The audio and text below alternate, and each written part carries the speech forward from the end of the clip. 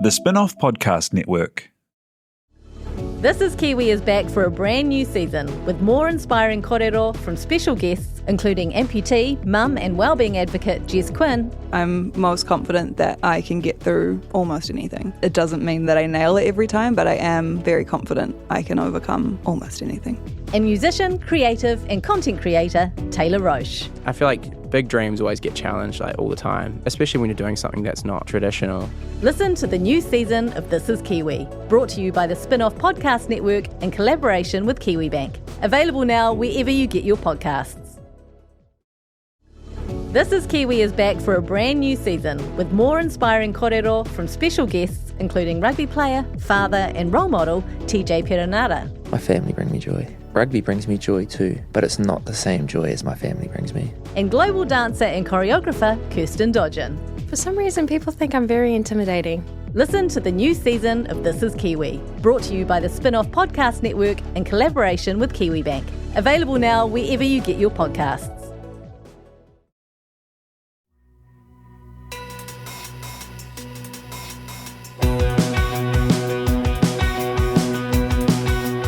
Nau mai, hoki mai ki ada fold, e mihi nei, ko Duncan Greive, tōku ingoa.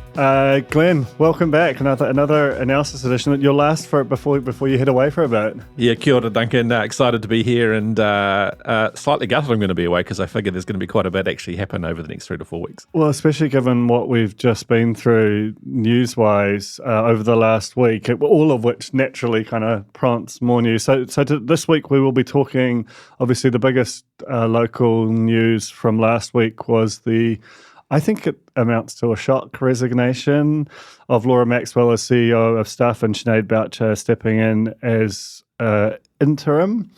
So we'll talk about what's behind that. That was very much not in the plans when she was appointed to have such a short run, and raises some natural questions which we'll get to. Also, at the back of that, there is Shane Curry, who we'll be talking about probably most weeks, in his very good Media Insider column on Friday, spent a bit of time assessing TVNZ and their sort of subscription and sports rights situation. Those things are tied together. So we will walk through that and then naturally flow into, because it deeply materially impacts, Sky's who've got their earnings this week, but also looking ahead to their various rights deals and what impact if TVNZ's kind of moving further into that area would have. Then finally, and this is also quite connected, is the sort of the rise of the new TAB under Entain's sort of management, Entain being the giant UK bookmaker. They've launched a new platform. They're spending enormously on advertising, and there's a big storyline in Australia, that kind of speaks to all that. So it's a jam-packed show. It's a very busy time locally. So let's start with Laura Maxwell's resignation, which came at a quarterly town hall. There were rumours that something was about to happen, potentially a MediaWorks merger announcement. But I don't think anyone that I'm aware of picked Laura Maxwell's resignation, right? No, it was completely out of the blue. And from my understanding, Laura is at a life stage, an empty nester, so to speak, with family in Queensland and New South Wales, and obviously is making the move into want to lead with the News Corp properties in Queensland. Also interesting shift going from Stuff to a News Corp type culture. Interesting, right? Because she'd come from NZME and had a great run there. But part of what seemed it seemed very sincere, the statements she made at the time about going to this more sort of purpose-oriented, woman-owned and run company in Stuff. And you can't get more diametrically opposed than News Corp's operations, particularly in Australia. So that, to me, is part of the tell that, along with the duration of her run, which was less than 18 months, I think, go to woe, that this didn't end, but precisely how everyone planned when it started, right? Yeah, it raises a lot of questions, right? And, typically when you set out on a journey, as a very, very senior leader in CE in particular, you would expect, minimum of sort of 3 years, if not 3 to 5 is sort of pretty average. And so to leave this early certainly signals other things at play, and whether that's the family draw or things that have been happening inside stuff is a real question. I think one of the really interesting things for me, seeing Sinead step in immediately to the interim CE role rather than announcing any kind of process to review externally and internally. Couple of questions come out of that for me. One, is that just financial prudence at the moment to manage the bottom line as effectively as possible by not having the additional headcount in? I'm not sure. But the other question is, the role between founder effectively and CEO, and where do those lines start and stop for both Laura and Sinead, and is there a lot of crossover in those roles typically, and is that perhaps partly why we're seeing Laura move on? Yeah, I mean, look, I can obviously speak to that to some extent, having, at a very similar time to Sinead, step back myself, and, it's not uncomplicated, Amber, the spin-off CEO, and I have had conversations at various times where we have had to sort of navigate where the line is, where when you have someone who was in the role and they're still around and they're still a shareholder, that's you're going to have to navigate that. And I think one of the situations, and this has been noted elsewhere as well, but certainly I remember it quite clearly at the time when and you were there for this, when Warner Brothers Discovery announced that Stuff would be taking over the 6 p.m. bulletin, the fact that it was you and Sinead rather than you and Laura fronting it, that was just a little alarm bell to me that, because yes, Sinead she's a brilliant speaker, she's known as the sort of face of the company, but if you're the CEO and this was opportunistic, but at the same time, they had sort of baked it into their strategy, like the step change to their video output kind of thing. And the fact that the CEO wasn't fronting that, did that imply that the decision had been a sort of an overrule by Sinead? Did that imply that Laura wasn't confident in that kind of environment? Who knows? But it invited that speculation by virtue of that decision. Yeah, and it's always been that way, I think, during Laura's tenure, where Sinead has been the public face of the company, and that includes, very active with government, as you've referenced, various, press releases and moments that have come out over time. The interesting thing from my perspective is, how does Sinead think about the future of the business now? And is this truly an interim thing? Does she need to go to market? Bit of speculation on who that might be. I can assure you I'm going to go and enjoy my sabbatical. But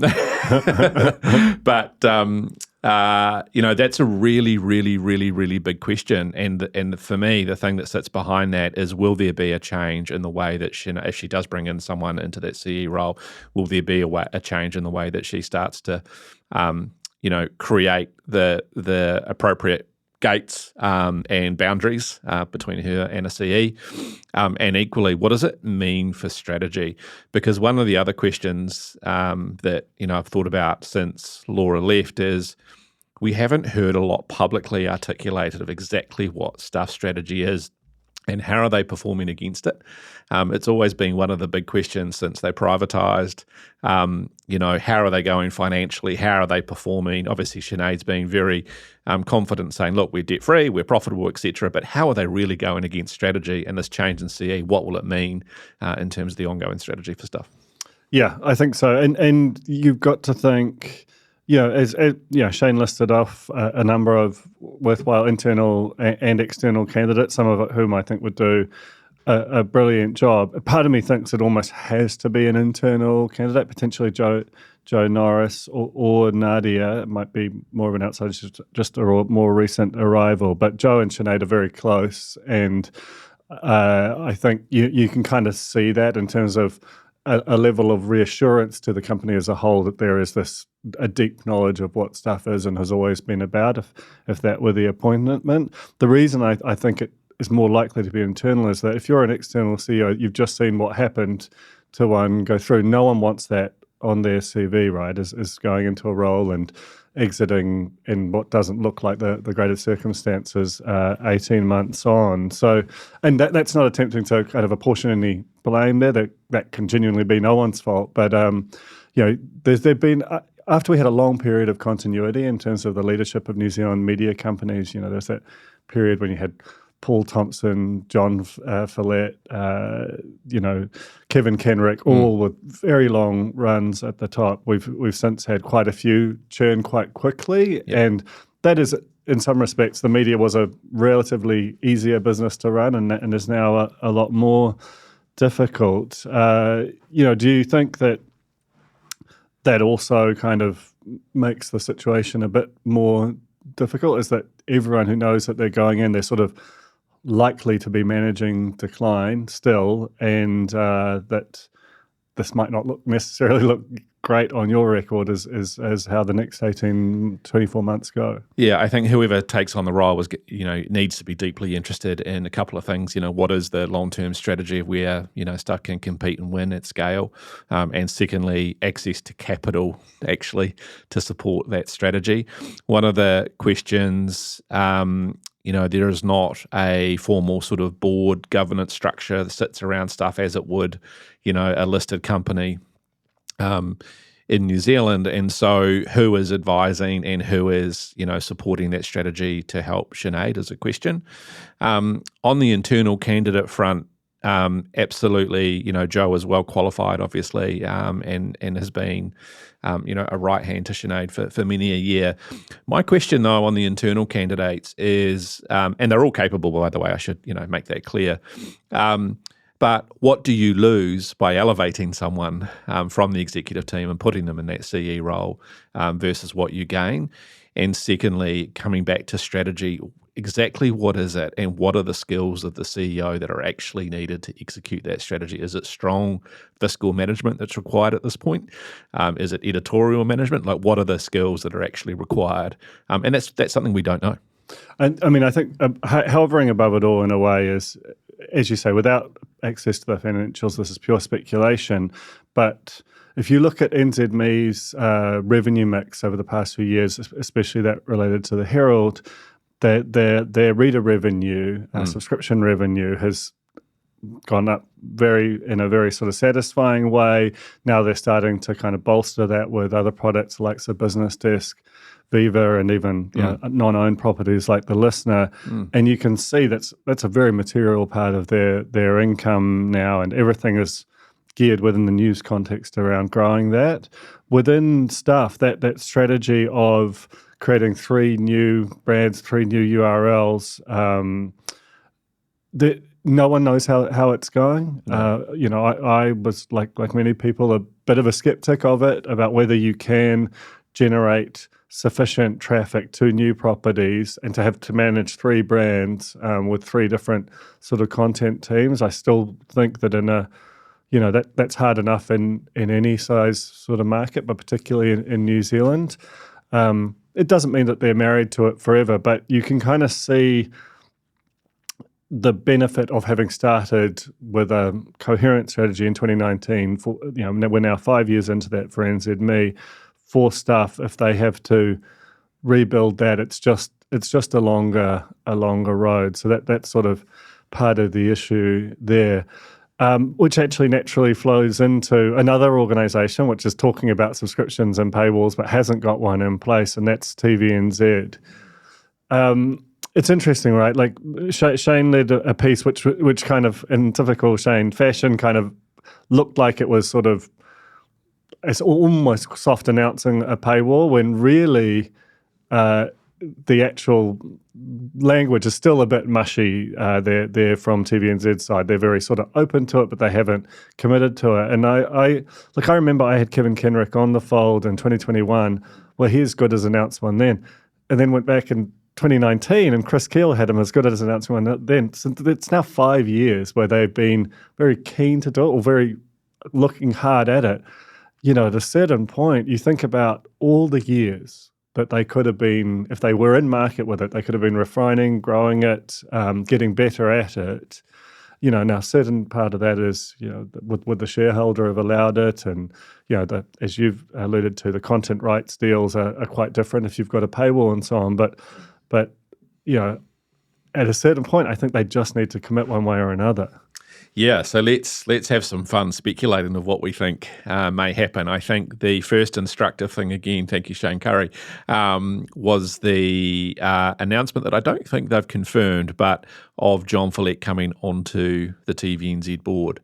Now, in my opinion, there's probably only one reason that John Follett is coming onto that board. Apart from a long period of success as CE at Sky, he is intimate with how to acquire and get a return on sports rights. So for me, that was a very, very, very strong signal into the future. Is the first thing. Secondly, diversity of revenue is all important these days as a media company, and TVNZ have been, as a commercial entity owned by the government, completely focused on advertising returns. That hasn't played out so well. We've all seen the results and what that means for them into the future. So the diversification strategy does make a lot of sense. The question that I've got is, first of all, given the losses that are forecast at the moment, and given the rights costs of getting into sport and creating a paywall, what is not going to be appearing on TVNZ? Because actually they're going to have to give up a lot of stuff to be able to procure this stuff.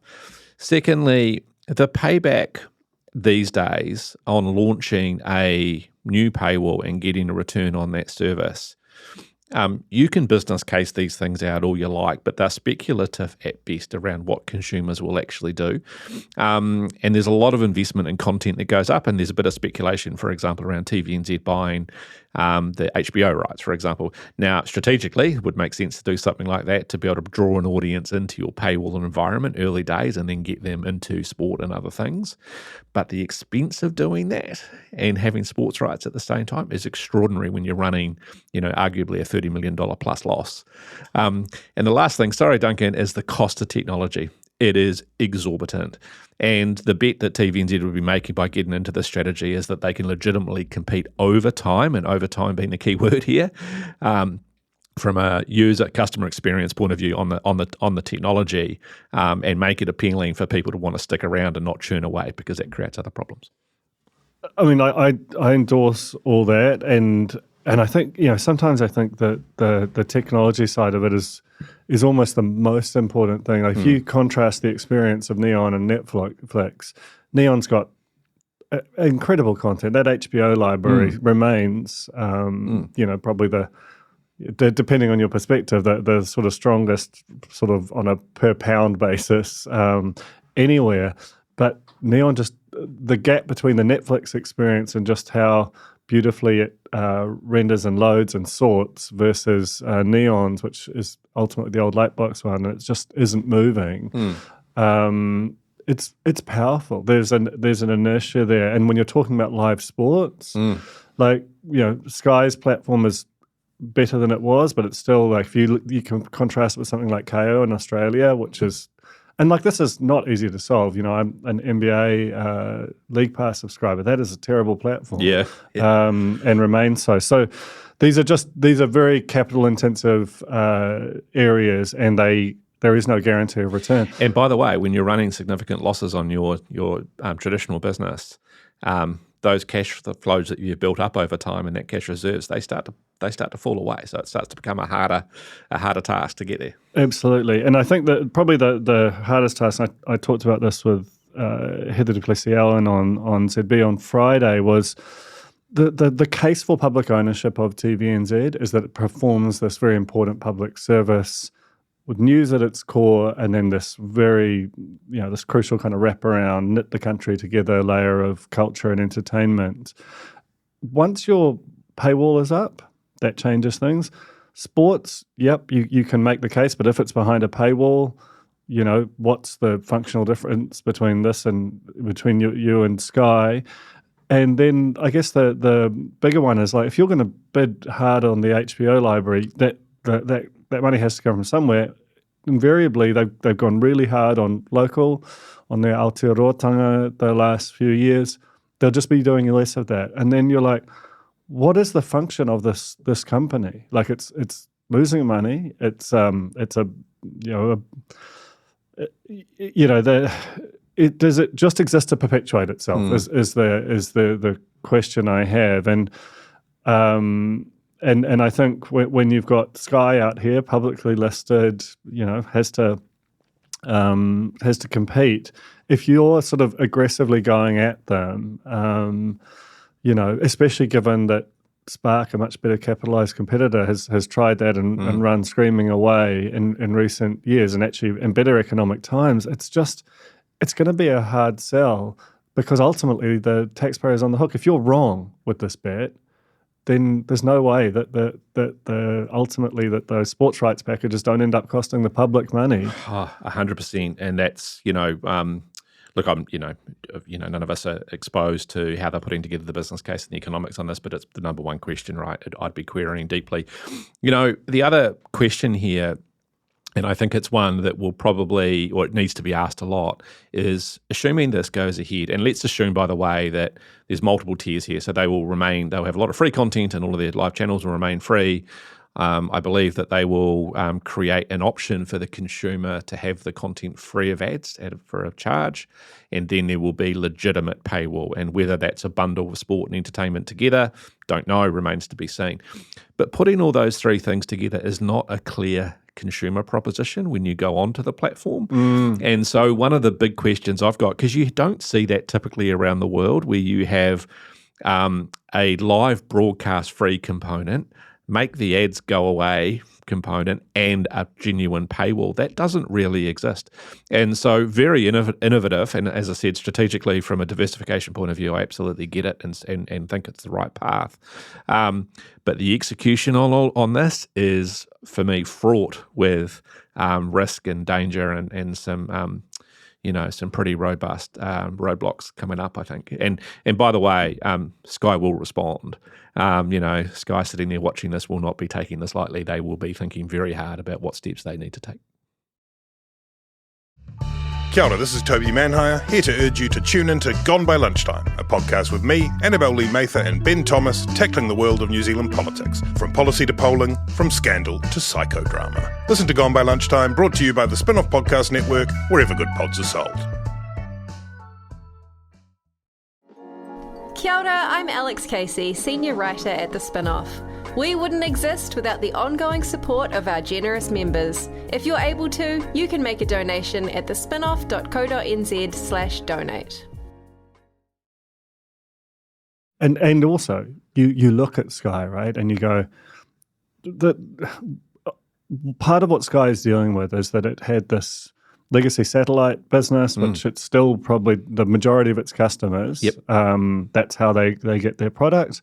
They've introduced pucks, like a sort of a next generation hardware solution. They've got Sky Go, which sort of mirrors that in an internet version. They've got Sky Sport Now, which gives you just the sport, and they've got Neon, which gives you some of the entertainment in a package. I don't think I've missed anything, but that's a lot of infrastructure to maintain, a lot of products to market.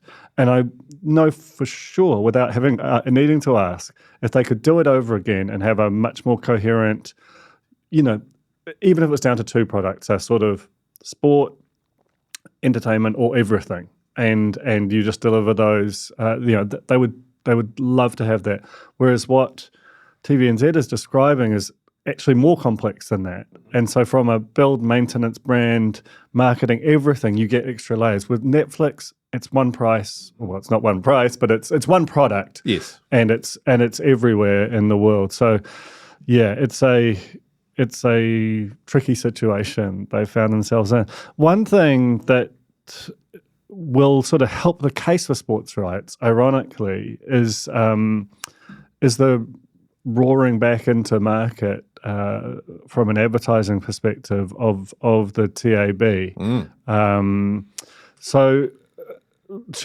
Let's talk about that in a bit more depth. But maybe you could start by just sort of top-lining what we've seen in Australia, which is, it's the biggest sports gambling market in the world on a per capita basis. And, in some kind of maybe freaky respects, the the TAB, which is now run by a very professional multinational operator, is looking to arc up our per capita spend to get closer to Australia. So just tell us what gambling's presence in the media market does in that area. Yeah, so Australian media, particularly broadcast media, is going through the same troubles as New Zealand at the moment. And, you've seen Seven West Media trading sub 10 cents, for example, in its share price. So a lot of trouble over there. We talked about Foxtel last week. Channel 9, go and read about that in recent times. That's fun read. But essentially, one of the big players, as you talk out, has been gambling and gambling revenue in Australia. And there's also been, under the new Labor government, under Albanese, a lot of review of media legislation and regulation. And one of the things they were looking at was gambling and harm in the community as a result of gambling and the ability of gambling organisations to advertise. And they were moving down a route of minimising the ability of gambling organisations to advertise to the consumers. But then the Minister and the Prime Minister also weighed in on this a little bit, basically saying that actually our media companies in trouble. We need to allow these gambling companies to advertise to maintain their revenues and market, which is fascinating and a nod to the size and scale of the amount of money that's been spent by the gambling community on traditional media outlets. And I think we've seen a little bit of that in New Zealand. So historically, New Zealand's self-regulated in the space through the ASA. There's lots of do's and don'ts depending on which potential harm community you're talking about, whether it's children, whether it's alcohol, whether it's smoking, whether it's gambling. But with gambling in particular, there hasn't been a really, what I would say, clear line on where advertising starts and stops, I guess is probably the best way I put it. And there has been a lot of money. So I would pertain that one particular online gambling company was spending between $10 and $20 million in New Zealand across traditional media. But the way they were doing that was advertising a free gaming service, not necessarily a gambling service. But of course, once you went and accessed that free service, you could then go and access the gaming on the back of it. So it was a sort of loophole, if you like. Yeah, and that's the nature of the internet, right? Like this is the kind of thing that is quite crazy making about operating a traditional media business that is signed up to these various regulatory organizations when your competition effectively is these sort of multinational search and social giants who have no such restraint. So you've got an environment where your clients are heavily scrutinised, and I understand, that $10-20 million, that's on an annualised basis, or yeah, and I'm possibly underestimating that number. I mean, I don't know the exact spend, but I know elements that was allocated to different media players, and I would imagine that's the range. And I guess the sort of point being that in an online world, there's no way to you wouldn't even know as a regulator how much spend is happening through Meta's platforms, how much spend is happening through search. It's just this sort of grey matter. And so when you make a hard and fast rule, which you can understand, gambling has clear community harms, it's always first to kind of impact conventional legacy media versus search and social. And I sort of think about those perpetual kind of fake herald sites that have, Mike Hosking endorsing crypto or something, that are just, they are just a part of Facebook's revenue structure, that they are constant, they obviously work, they take them down, but they must know and be turning a tacit blind eye. An equivalent product advertised on TV there'll be conversations about it in Parliament. There would be fines handed out. It would just be an absolute nightmare. And there are no penalties attached to these the sort of search and social giants for running these ads in perpetuity. It's just kind of how they do business. And you think about like with Entain coming in and the TAB. They can use either channel. But if there is a kind of a regulatory push a la Australia on legacy media, all it means is they just shove even more through the pipe, the sort of black box that is the other platforms. Yeah, and this is really difficult, I think, to understand. Like, I'm not quite sure which side of this I always sit on, right? And even as a CEO of a media company, like this was a constant, I guess, mental struggle. On the one hand, you've got in the previous government anyway, there was a sense of bringing the media regulatory bodies together and having a kind of single view of censorship. And that was whether that was gambling, multiple things, anything that caused harm was going to be reviewed. And that sense of what harm was at times very broad, to the point where it didn't look like journalism was practical during a period of that review. Yeah, it was getting all sorts of crazy, and I'm not sure where that's at. I know that kind of stopped when the new government came in, obviously. But the DIA are certainly active in terms of, gambling and their role in terms of informing how that comes to market. But if all of this regulation around different sectors of the economy means money's not being spent in media and therefore media companies fail, and effectively that was the case that just happened in Australia when the minister said we're not going to regulate the way that was proposed because we need to keep these media companies afloat. I mean, this is, if media companies are going to survive at the fore of things that potentially do harm, that's a question. Equally, how do you regulate around that where they can advertise in such a way where it is not causing harm? Like, there are just some big questions here. And equally, I think that someone like TAB under Entane's leadership is pretty fundamental to not just growing media revenue, but actually to providing the money that's going to then enable sports rights and money back into the sporting community, right? This is the thing, right? Like, because they're such big spenders around sports, it was a couple of years ago that under a Labour government, I was surprised that it wasn't more controversial, basically said the TAB is such a fundamentally useless operator of sports betting that it can barely keep horse racing alive, which is really the thing that it exists to do. It's one of the strange sort of paradoxes of, it feels like people don't know that that's the function of it enough. So they brought in Entane, which is just a ferociously competent operator, but the better it is at its job, the more gambling harm there is. You just can't dress it up any other way. Yes, you can say, well, there's some positive spin off to that in terms of the way that it funds sports, but it does that by taking money from people who are gambling. And I don't have a fixed position on that, but it's absolutely a really sort of complex thing, and you can already feel just they spent a certain amount of time rebuilding the brands, rebuilding the technology platforms. That's largely done. I went to stuff the other day and I saw this ad for Betcha. And I was like, what's Betcha? I went and looked into it.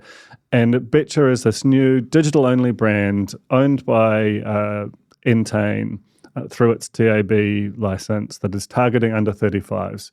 You can't go into the TAB and do it. It's very much not really about the kind of conventional sort of, go and put $5 on the GGs kind of the old school of gambling in New Zealand. It's, and even if you look at their about, it says, we're not like the big guys. I'm like, aren't you literally the big guys in this kind of monopolized world? Yeah. And then you sort of go, like, the alternative is, it's like Sky City, and Sky City are players here, right? Because they want there to be a monopoly in their style of gambling in an online universe. And part of you thinks that at least then it's controlled. Another part of you is like, Sky City, are they great corporate citizens? Like, they can have to close the casino for a week coming up because of their action. So the stuff is very, very morally complex, and the way that it interacts with media, with the giant funnel of spending that's going in, it has materially changed what you can plausibly pay for sports rights because of the extent to which gambling can now be folded into those packages. Yeah, the one interesting thing that I noted out of the Australian decision was that, those that spend regular holidays in Australia, pokies are an absolute feature, right? When you go to a local pub or club, over there. So gambling is a big part of the Australian psyche, I think, as much as it is the economy. But there hasn't been any increase in harm related to gambling activity over the last few years. And I thought that was very interesting, right? Which then I think helped enable the decision that they've made.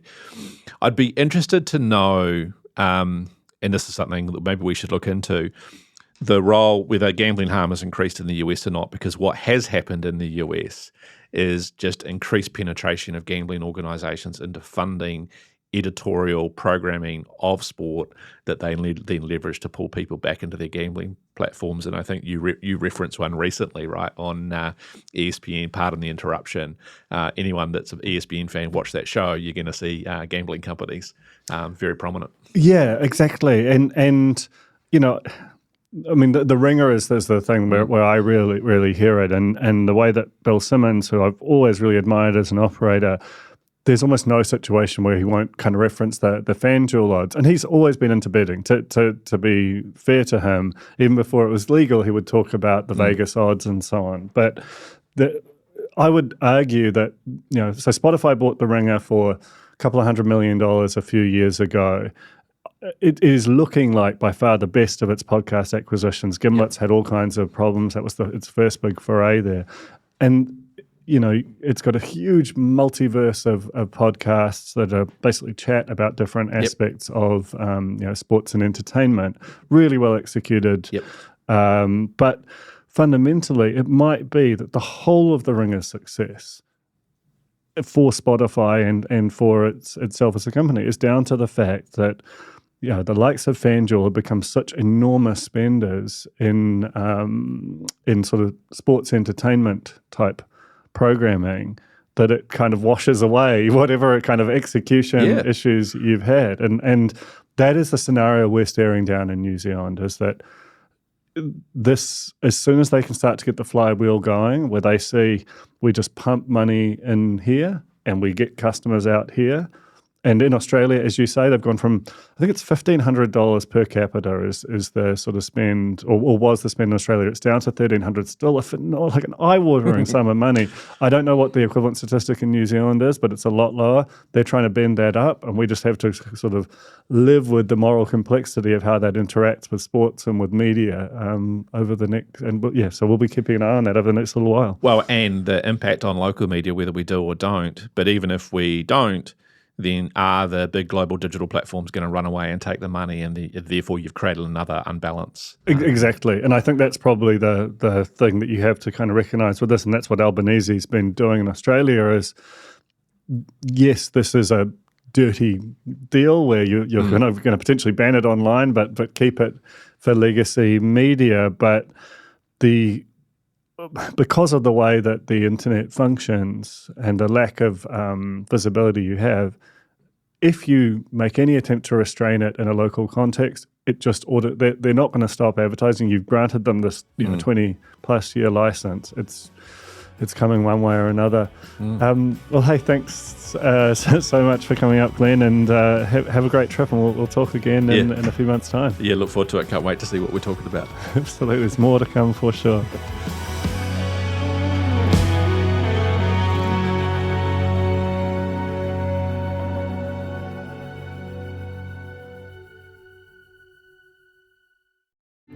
Kia ora, I'm Duncan Greive, founder of The Spin-Off. You can help us keep all of The Spin-Off's award-winning journalism free for everybody by becoming a member today at thespinoff.co.nz/donate. Kia ora e te iwi, Te Aihe Butler here, podcast manager at The Spin-Off. If you enjoy listening to our podcasts, consider supporting our mahi by signing up to become a Spin-Off member at thespinoff.co.nz/donate. The Spin-Off Podcast Network.